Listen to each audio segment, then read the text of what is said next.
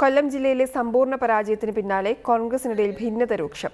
DCC നേതൃത്വം പൂർണ്ണ പരാജയമാണെന്നും നേതാക്കൾ രാഷ്ട്രീയ പ്രവർത്തനം തന്നെ നിർത്തിപ്പോകണമെന്നും INTUC സംസ്ഥാന അധ്യക്ഷൻ R ചന്ദ്രശേഖരൻ ആവശ്യപ്പെട്ടു. കരുനാഗപ്പള്ളിയിലെയും ചടയമംഗലത്തെയും പരാജയത്തിന് കാരണം കോൺഗ്രസ് നേതാക്കൾ തന്നെയാണ് എന്ന ആക്ഷേപവുമായി ഒരു വിഭാഗം രംഗത്തെത്തി. തെരഞ്ഞെടുപ്പിന് മുന്നോടിയായി DCC പ്രസിഡന്റായി കൊടിക്കുന്നിൽ സുരേഷിനെ നിയമിച്ചത് താൽക്കാലിക സംവിധാനമായിട്ടായിരുന്നു. എന്നാൽ ഇത് പൂർണ്ണ പരാജയമാണെന്ന് തെളിഞ്ഞു കഴിഞ്ഞു.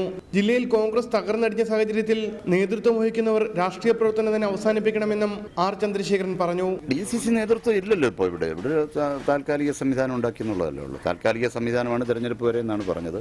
അതിപ്പോൾ സമ്പൂർണ്ണ പരാജയം ഏറ്റുവാങ്ങേണ്ടി വന്നല്ലോ. മാത്രമല്ല ഇത്രയും വലിയ തോൽവി ഒരു കാലത്തും ഉണ്ടായിട്ടില്ല. കൊല്ലം ജില്ലയിൽ ഇത്രയും വലിയ വോട്ട് ബാങ്ക്, ഇപ്പം നേതാക്കന്മാരായി നിൽക്കുന്നവർ സ്വയം അത് ആത്മപരിശോധന നടത്തിക്കൊണ്ട് ഈ രംഗം തന്നെ വിട്ടുപോകേണ്ടവരായിട്ടുള്ളൂ. ചാത്തന്നൂരിൽ ശൂരനാട് രാജശേഖരൻ 3ാം സ്ഥാനത്തേക്ക് പിന്തള്ളപ്പെട്ടതിന് കാരണം ബിന്ദുകൃഷ്ണയാണെന്നാണ് മറ്റൊരാരോപണം.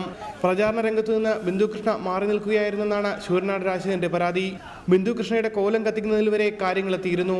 വിജയപ്രതീക്ഷയുണ്ടായിരുന്ന കരുനാഗപ്പള്ളിയിൽ CR മഹേഷ് നേരിയ വോട്ടുകൾക്ക് തോൽക്കാൻ കാരണം INTUC നേതാവിന്റെ ഇടപെടലാണെന്നാണ് മറ്റൊരാരോപണം. കൊല്ലം ജില്ലയിലെ അല്ലെങ്കിൽ കേരളത്തിലെ INTUC പ്രസ്ഥാനത്തിന് നേതൃത്വം കൊടുക്കുന്ന ഒരു വലിയ നേതാവാണ്. ആ നേതാവിനോടൊപ്പം നിന്നുകൊണ്ട് മുൻ കാഷ്യൂ ബോർഡിന്റെ ചെയർമാനായ ശ്രീ രതീഷും ഈ പണം ഇറക്കിക്കൊണ്ട് CR മഹേഷിനെ തോൽപ്പിക്കുവാൻ വേണ്ടി പരസ്യമായി രംഗത്ത് വന്നു. രതീഷിന്റെ ഉടമസ്ഥതയിലുള്ള മാർക്കറ്റിലുള്ള സ്ഥാപനത്തിൽ വെച്ചിട്ടാണ് 13 ലക്ഷം രൂപ കോൺഗ്രസ് നേതാക്കന്മാർക്ക് വാഗ്ദാനം ചെയ്ത് STPയുടെ വോട്ട് മറിക്കുന്നതിന് വേണ്ടി അവരെ ചുമതലപ്പെടുത്തി. കൊട്ടാരക്കര, കുണ്ടറ എന്നീ നിയോജക മണ്ഡലങ്ങളിലും വോട്ട് ചോർന്നതായി ആക്ഷേപമുണ്ട്. റിപ്പോർട്ടർ, കൊല്ലം.